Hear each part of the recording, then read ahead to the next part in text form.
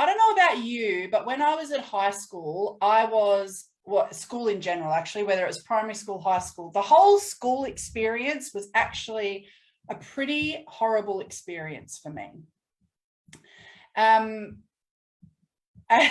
Before I tell you this story, okay, Chad says, where's the mango pancakes? All right, so I don't have mango pancakes here because I have to go into the city to get them. But I do have full intentions of buying some mango pancakes and bringing them to Alive. But it got me thinking this week, a little funny joke. For those of you that are here and have maybe done the quiz or read the book about your love languages, what is your love language? Let me know in the comments below. The love languages that they talk about is acts of service, receiving gifts, words of affirmation, physical touch, and I don't remember the other one. Maybe Isla can help me out. Obviously, that's not my love language if I don't remember it, right? There's 5. I said acts of service, physical touch, receiving gifts, words of affirmation, and there's a 5th one I'm missing. Anyway, in the book about the love languages, obviously it talks about how you and your partner will feel love and give love. And okay, so Isla's is acts of service. Valdis's love language is physical touch. My love language is mango pancakes. Yeah, Chad, you can have more than one love language. You've got a dominant love language according to this book and these tests, right? But what they didn't put in the book was mango pancakes being a love language. So my love language is mango pancakes. What is your love language? Let me know in the comments below. Narani, yeah. Right? All right. Anyway, let's get down to business. So at school, I did not have a good time. School was not enjoyable for me. I was unpopular. I was not liked. Chad's love language is physical touch and steak. I did say words of affirmation, my love. This is doing my head in now. Can we find the book? Can we find the book? I need to know. Actually, let's quickly Google it because it's going to really stress me out if I don't.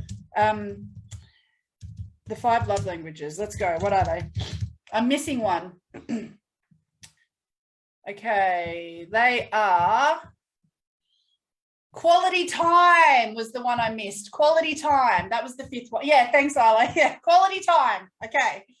All right, let me tell the story about your business growth.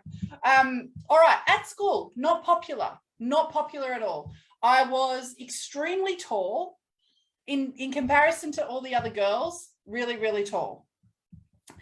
And super, super skinny and bright red hair, which was not cool then, and just generally an unhappy kid, right?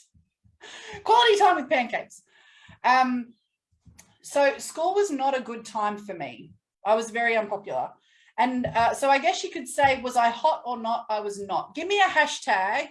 Were you hashtag hot at school, meaning that you were social and you had lots of friends? Or give me a hashtag not if you were like me and not really popular, didn't really enjoy going to school very much because it was just a horrible experience.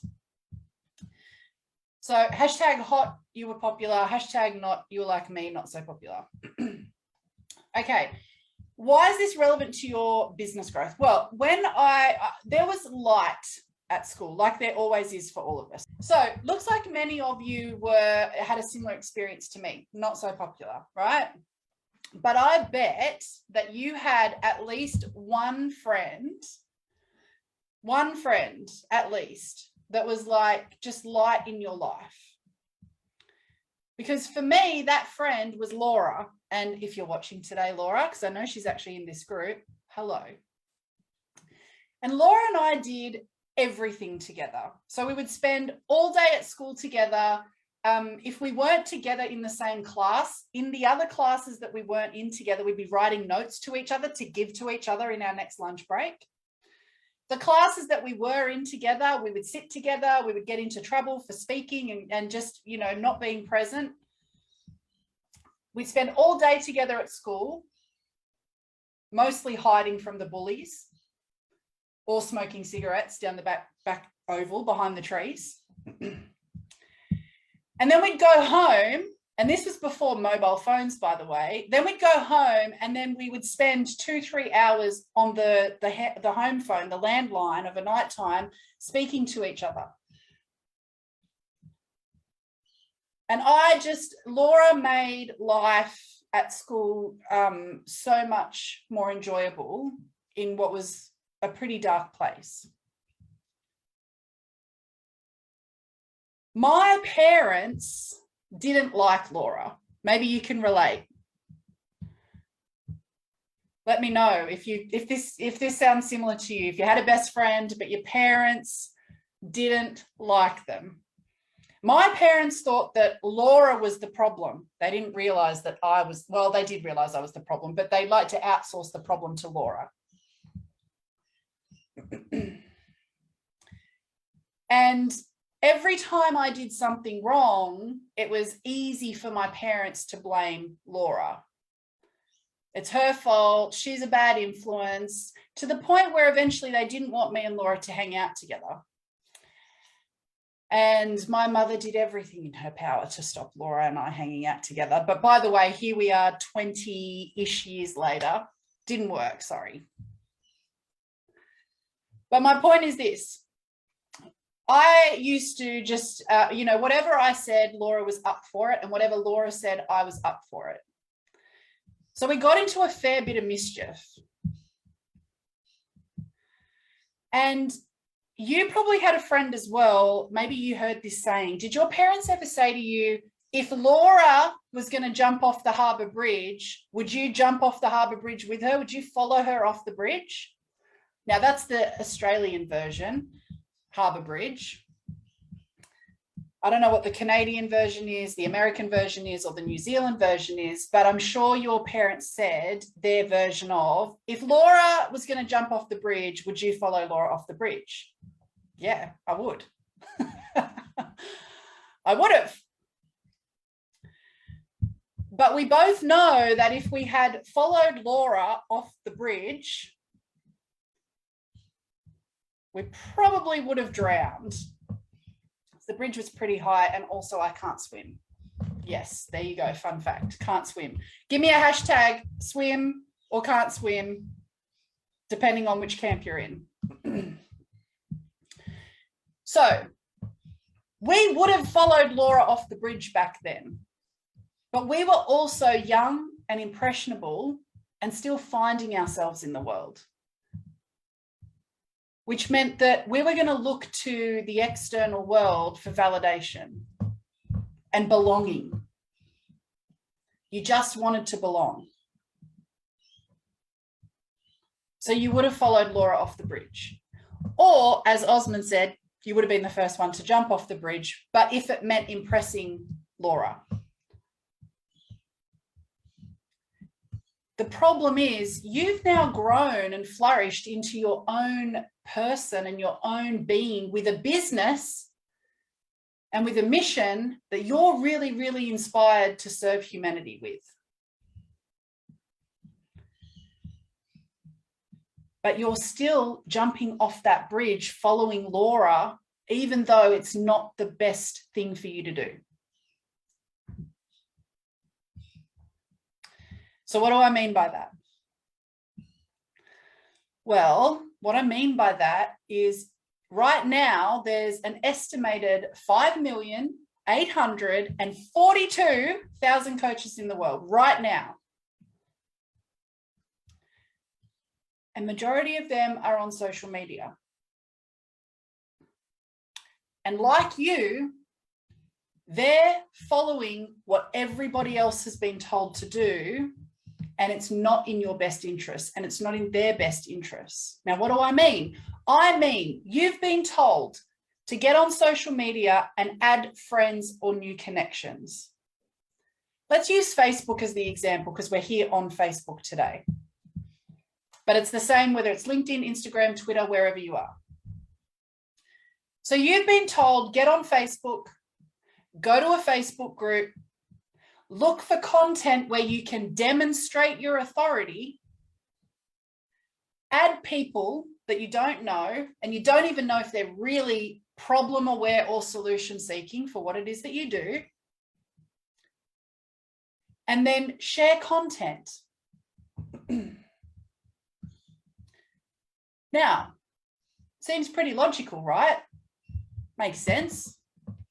Got to have new people to connect with if you're going to have clients. I love that you're being proactive.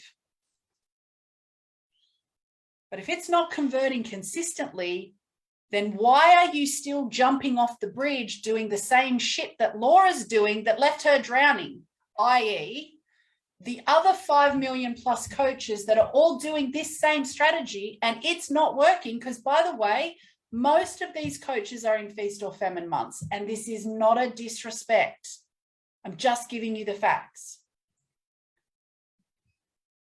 So now I'm going to play mum, and I'm going to ask you, why on earth are you continuing to do the shit that is not working?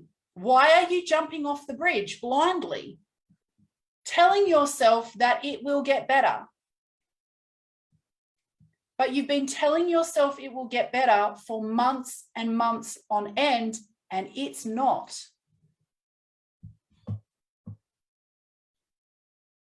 This is not a disrespect. This is because I want the best for you and because you deserve to share your gifts. And others deserve to get those gifts. By the way, the reason I get emotional about this is, yes, I care about you, but this is actually not even about you on so many different levels. If you know you have a unique gift that can actually transform the lives of people, and you're getting on here doing the same crap that everybody else is that's not working, it means that your people can't see you. So they're missing out.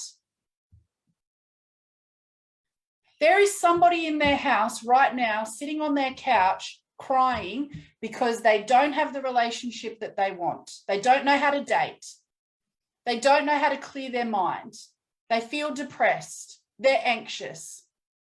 They're telling themselves the same story you're telling yourself, which is a version of, but I've tried so many different things and I've already worked with a coach and I did a program and I spent thousands of dollars and it still hasn't gotten me to where I want to go.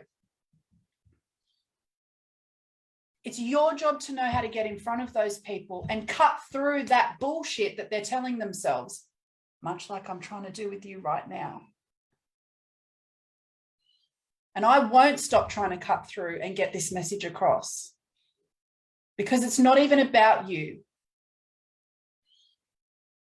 I've had gifts from incredible coaches and mentors, and it's because they knew how to connect in with me and cut through the noise. Every single year, I spend 6 figures on my mentors. I get you've spent money. I get it.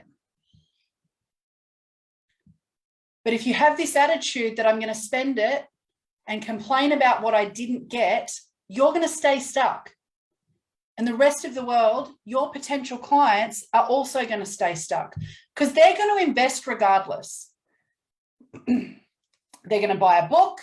They're going to sign up to some group program. And you know that that isn't working for them either. So why are you still getting on here doing the same crap that doesn't work?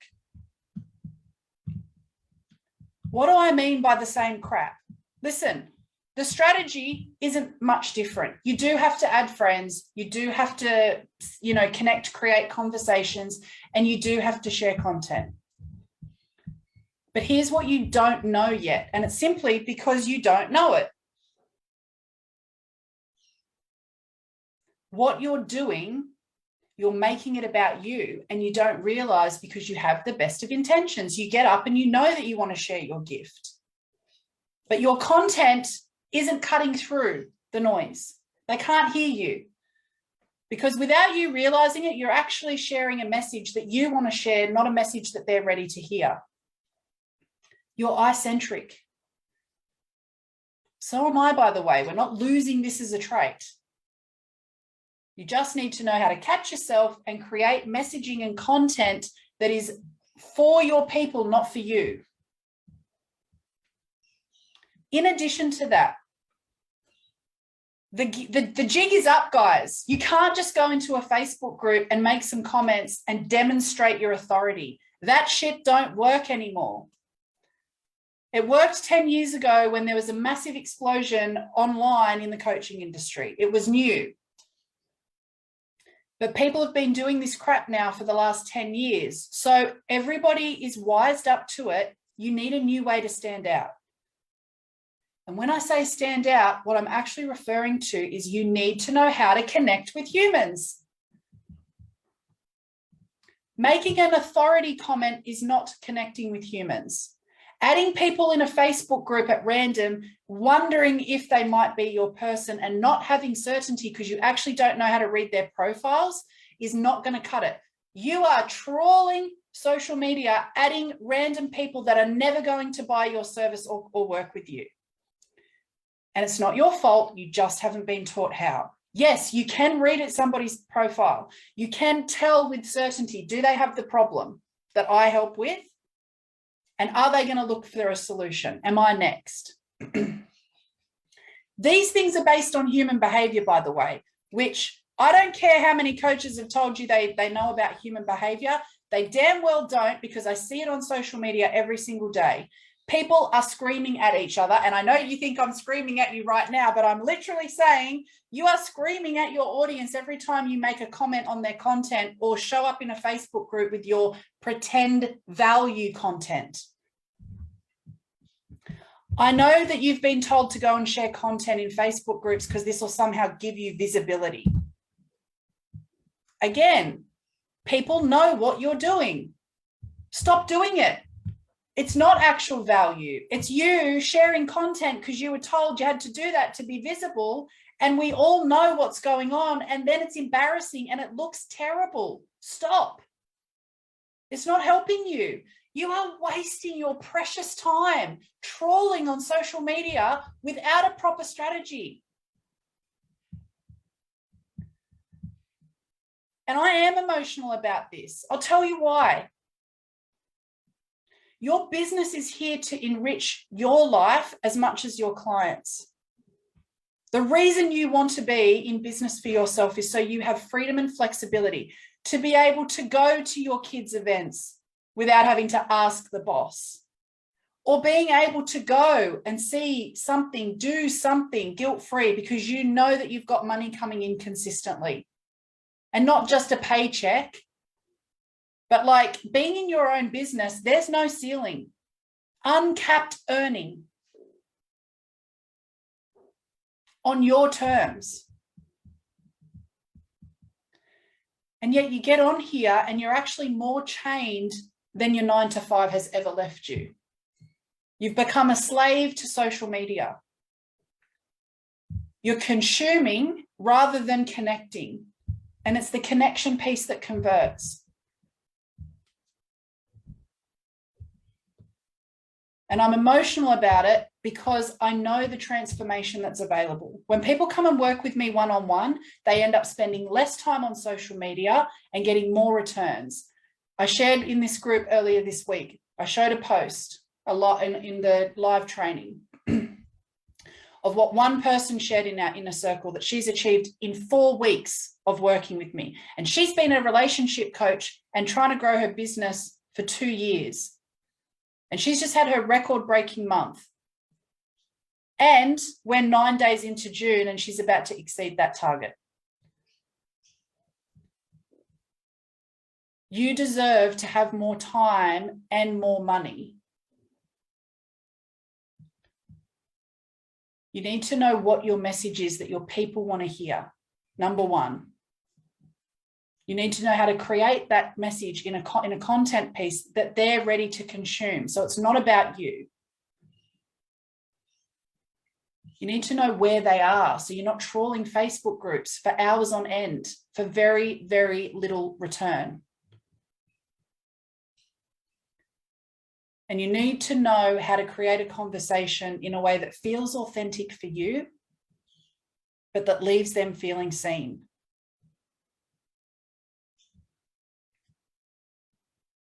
So let's stop jumping off the bridge, because as much as we loved Laura, We also want to thrive now. And following what everybody else has been doing is not working, team. You're unique and you have a unique message. You also have to know a strategy that feels aligned for you. It's not about fitting you into a box because the last rip-off of Consulting Accelerator told you how to get up and do a strategy on social media. I want to be really clear about that. There are lots of regurgitated programs out there telling you do A, B, C, and D, and that's the way to do it, and you have to do it this way, and that's not true. So the purpose of working one-on-one with me is that I have principles and strategy, but we also find a way that it's congruent and aligned for you, because it's not going to work otherwise. You're not going to want to do it. So we have a foundation that we draw from, but it's not about putting you in a box. And that's why 80% of my one-on-one clients last month had their record-breaking month. And by the way, some of these people have been in business for more than 10 years. So that's why I'm emotional this week. I want to help you do that. Because you deserve it, but so do your future clients. They're waiting for you. They're waiting to have the relationship of their dreams. They're waiting to have the career that they dream of. They're waiting to dissolve their anxiety because talk therapy hasn't worked. And you're that person. But you can't be that person if you don't know how to show up. So I would love to invite you to connect with me one-on-one if this has resonated for you. But I want to be really, really clear because I'm going to put a link in the chat. There we go. Heather's just shared as well. Heather's the girlfriend of one of my clients, and she's just shared he also had an incredible month in May. I'm going to put a link in a minute into the chat, and I'm inviting you to book a call with me, but I want to be really, really clear about who this is for and who it isn't, because I don't want you to waste your time, and I obviously don't want to waste my time either. And I can't help everyone. I do not claim to be able to help everyone.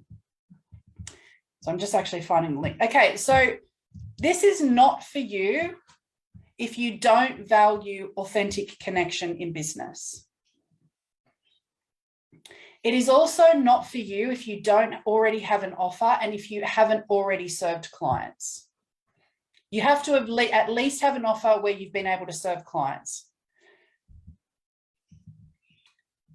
This is definitely not for you if you're going to run your bullshit money story with me. I'm going to be straight up. The world is a mirror. And if you're going to run a story about how you can't afford to invest, then your potential clients are going to run the same story with you. There is an investment to work together, but you get what you pay for, like record-breaking months. And I have absolute certainty in that.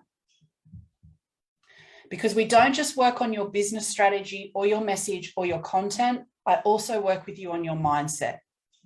It's a key component. So you don't have to have multiple coaches. You don't have to have a coach for your mindset and a coach for your business. We've got it covered.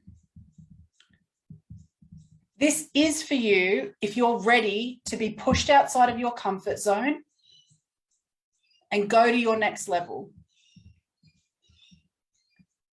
So I'm going to put a link in the chat, and I would love for you to book a call with me to explore what's going on, because I can't help everyone and I don't know with certainty until we have a conversation. But I definitely want to connect with you if it fits the bill, that you're ready to invest and you're ready to be pushed outside of your comfort zone so that you actually create the reality that you've been dreaming of. Team, thank you so much for not just an incredible week, but for being in this community and supporting one another and having fun with me along the way. By the way, that is something that is important. You have to like to have fun, but you have to like to get deep as well, right? Life is here to be experienced. Your business is here to you're here to have fun in business and serve.